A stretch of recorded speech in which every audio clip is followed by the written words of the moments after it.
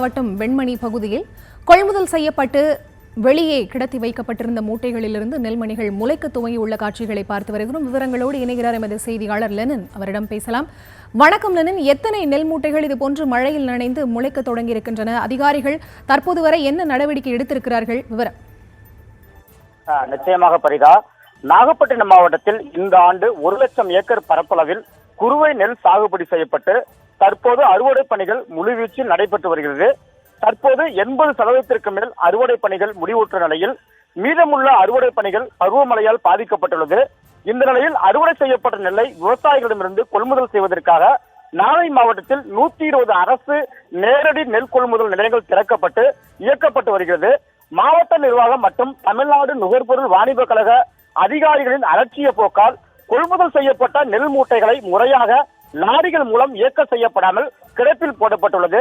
இதனால் மாவட்டத்தில் உள்ள ஒவ்வொரு நெல் கொள்முதல் நிலையங்களிலும் சராசரியாக 5000 மூட்டைகள் கிடங்குகளுக்கு இயக்க செய்யப்படாமல் தேங்கி கிடக்கிறது.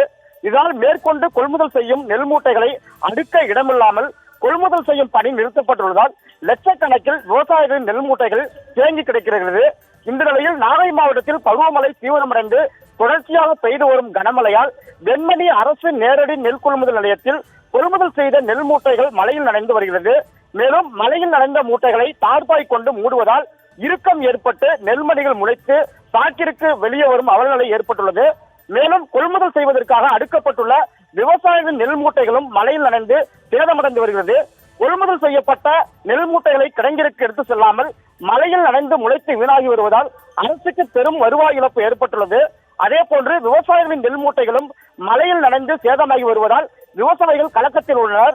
இந்த ஆண்டு சாகுபடி பரப்பளவு அதிகமாக இருக்கும் நிலையில் அதற்கு தகுந்தாற்போல் பணிகளை முன்கூட்டியே திட்டமிட்டிருந்தால் இந்த பாதிப்பு ஏற்படுகிறது என கூறும் விவசாயிகள் உடனடியாக நெல் மூட்டைகளை இயக்கம் செய்து தேங்கி கிடக்கும் நெல் மூட்டைகளை கொள்முதல் செய்ய வேண்டும் என்பது நாகை மாவட்ட விவசாயிகள் எதிர்பார்க்கவும் கோரிக்கையாகவும் உள்ளது. பரிதா.